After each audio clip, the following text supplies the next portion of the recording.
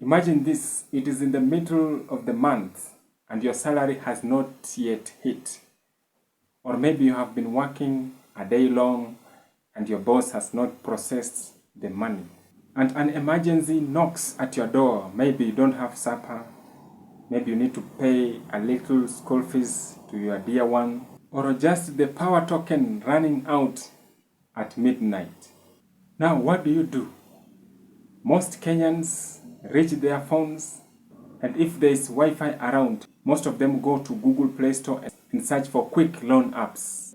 But here is the big question: which loan app is actually best for you?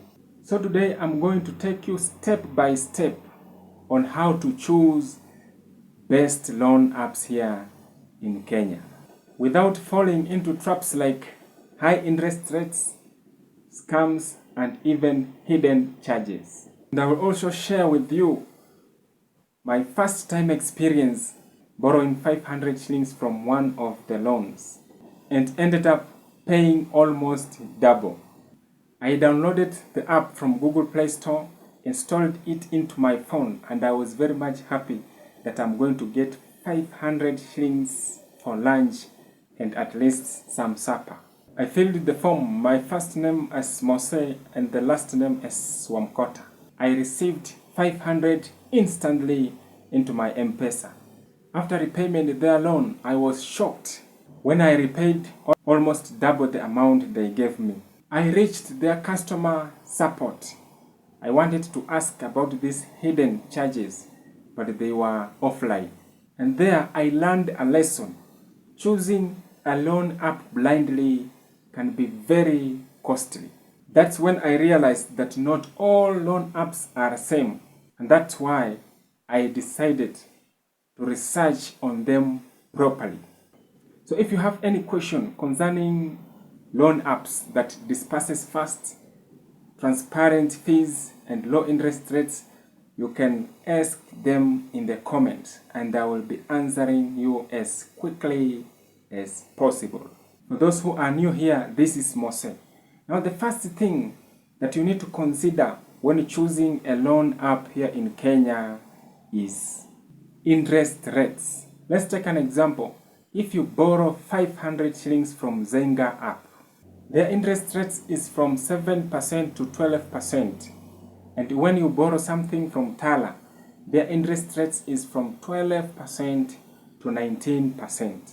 So I think you can do your own mathematics and know between this one and this one, which one should I choose? Compare typical rates from all these loan apps and choose which one that suits your needs. And make sure to read all their terms of services before you apply on each of these loan apps.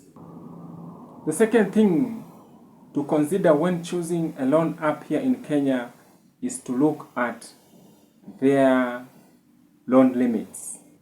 Many loan apps start small from 500 shillings to 2,000 shillings. And I have also learned something on these loan apps. When you take a loan, for example, from Tala, then you repay on time. For example, if you borrowed from Tala, then you need to pay on 30th. When you pay on 26 or 27, definitely these loan apps will increase your loan limits.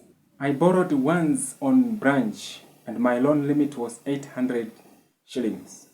And I repaid quickly, and after repaying 3 consecutive loans, my loan limit jumped to 4,000 shillings. Now here's my practical lesson. Don't chase big limits. Build credit slowly. Another big thing to consider when choosing loan apps here in Kenya is to look at their approval speed. I remembered one time I was traveling from Ruiru to CBD and I was stranded with no fare. I applied on one of the app and immediately within 3 minutes money was in my M-Pesa. Some apps disperses under 5 minutes while others take up to 10 minutes. Apps like Tala, iPesa, and Zenga, your loan hits your M-Pesa under 5 minutes. And loan apps such as Fair Cash Plus, Zash Loan, and ZK Pesa disperses under 10 minutes. Always consider disbursement speed, especially in emergencies. Another thing that you need to check on before applying on loan apps here in Kenya, and this is very crucial, is reputation and reviews of the app. Now we have many fake apps on Google Play Store that can steal your information. So make sure to check reviews on Google Play Store, both negative and positive reviews. There are other apps, once they get your contacts, they start sending weird spam texts and even imposing hidden charges on you. Always choose apps with high downloads and positive reviews. Another big thing that you need to consider when choosing loan apps here in Kenya is customer service and support. Customer support matters a lot. For example, if you are stuck, you can quickly contact them. Check customer support service on Google Play Store and gauge yourself if this app is best for you. And make sure to check apps that shows clearly repayment before borrowing. Why? Because transparency builds trust. And if it feels shady, avoid it.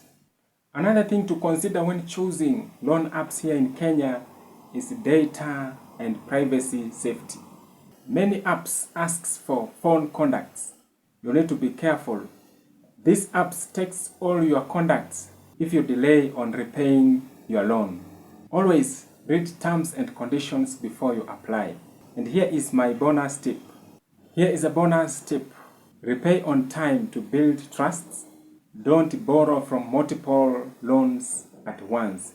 And borrow for emergency alone, not luxury. Understand loan limits. Confirm approval speed. Look for reputation and reviews, and test transparency and customer service. And finally, check for safety and data privacy. Loan apps can be lifesavers only if you choose wisely.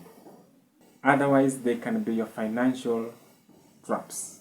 Now you know how to choose the best loan apps here in Kenya step by step.